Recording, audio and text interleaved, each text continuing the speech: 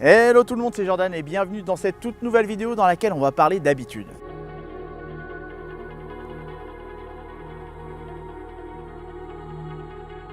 Permettez-moi de vous partager un moment de ma vie dans lequel je sais que vous allez vous reconnaître. C'était fin 2011, juste après Noël. Je pensais à l'année qui allait venir, comme beaucoup d'autres personnes d'ailleurs. Et j'ai constaté que j'avais beaucoup trop de marge de progression dans beaucoup trop de domaines de ma vie. Et quand on sait que les résolutions de début d'année ont un faible taux de réussite, qui est à peu près de 8% selon une étude de l'université de Scranton aux États-Unis. Je voulais faire différemment de ce que j'avais l'habitude de faire auparavant. Et ma première décision a été de commencer à une autre date que le 1er janvier.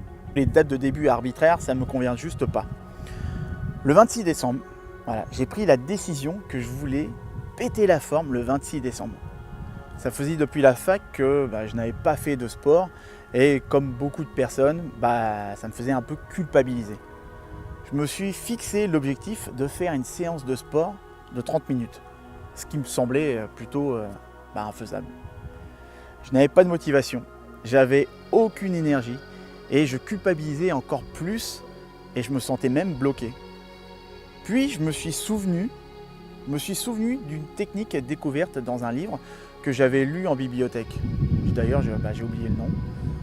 Mais à ce moment précis, je ne savais pas que cette technique allait littéralement changer ma vie. Pour vous expliquer cette technique, il suffisait de prendre le contraire d'une idée qui peut vous bloquer. Donc, j'ai repensé à mon objectif de faire du sport pendant 30 minutes et j'ai pensé à son contraire.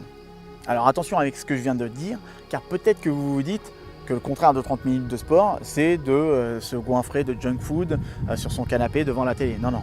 Selon vous, qu'est-ce qui se passe si au lieu de porter ce fardeau écrasant de faire du sport, vous ne faisiez qu'un seul mouvement? Oui, alors je sais ce que vous vous dites. Pour moi aussi, l'idée me paraissait un peu ridicule et absurde. Mais c'est vrai, en fin de compte, quand on y réfléchit, c'est totalement absurde. C'est totalement absurde de faire une seule pompe, de faire une traction et de se sentir comme si on avait fait quelque chose. Mais quand j'ai arrêté de me faire du rentre-dedans, en me débattant dans tous les sens avec mes gros projets, je suis finalement revenu sur cette idée en me disant pourquoi pas, ça ne coûte rien en fait. Et j'ai fait une pompe. Et là, vous savez ce qui s'est passé? J'ai fait ma pompe. Et comme j'étais déjà en position de pompe, j'en ai fait encore une autre. Et puis encore une autre. Et encore une autre.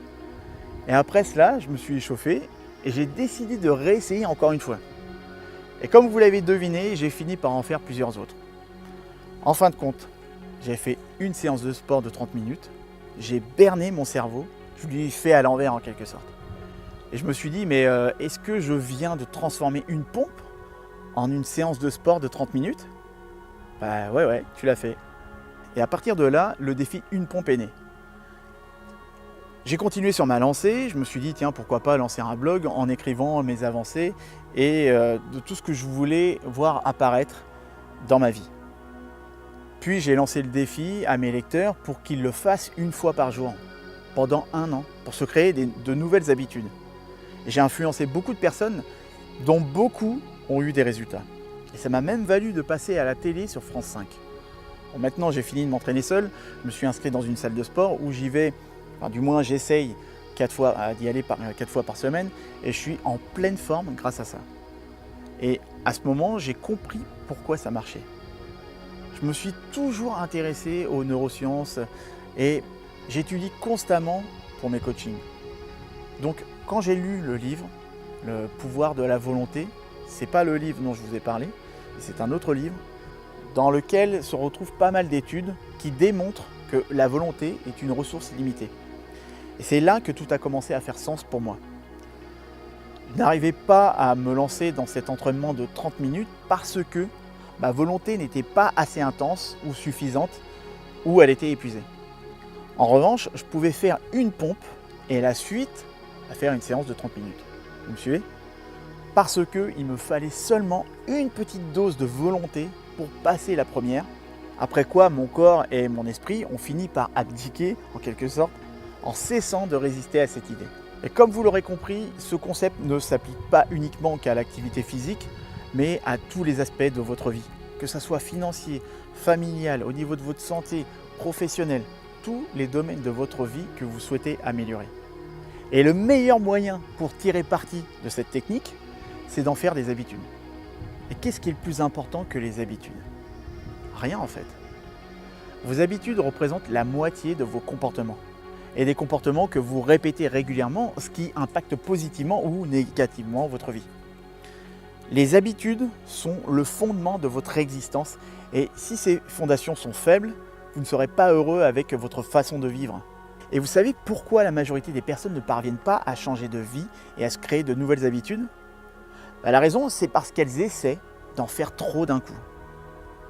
Pour faire simple, si votre nouvelle habitude requiert plus de volonté que vous ne pouvez en rassembler, vous échouerez. Si votre nouvelle habitude requiert moins de volonté, là vous réussirez. C'est aussi le cas lorsque vous êtes fatigué et que vous n'avez plus de volonté pour la journée. Comment changer de vie avec les mini-habitudes? La première chose à faire pour changer de vie, c'est d'adopter une mini-habitude. Premièrement, vous choisissez une habitude ou un changement que vous voulez faire. Alors ça peut être d'être plus optimiste, d'écrire 3 pages par jour ou de lire 3 pages par jour, même de lire 2 livres par semaine, sachez-le, ça peut être tout et n'importe quoi. Deuxièmement, vous minimisez ces habitudes en réduisant le résultat jusqu'à ce que ça en devienne absurde. Il faut que quand vous le dites à voix haute, vous vous dites c'est tellement infime que ça me semble être absurde. Pour vous donner un exemple, voici les miennes. Écrire 50 mots par jour pour un livre, courir 2 minutes de sprint fractionné par jour, lire 2 pages d'un livre par jour. Facile, non? C'est pas excessif.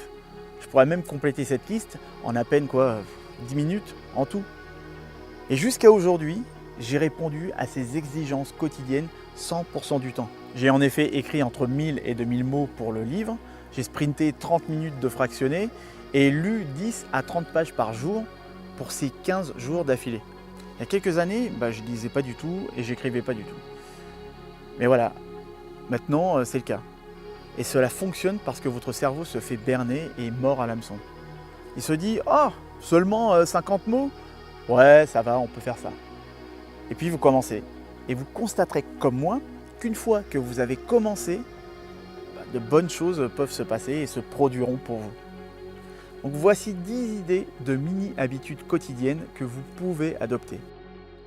Lire 2 pages, écrire 50 pages, méditer 1 minute, boire un verre d'eau au réveil, faire une pompe, complimenter une personne, apprendre un paragraphe d'une leçon, sortir et faire les 100 pas, dire 2 choses positives, nommer 3 choses pour lesquelles vous êtes reconnaissant.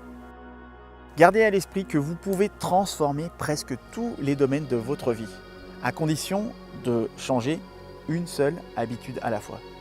Sachez que c'est plus facile que vous ne le pensez.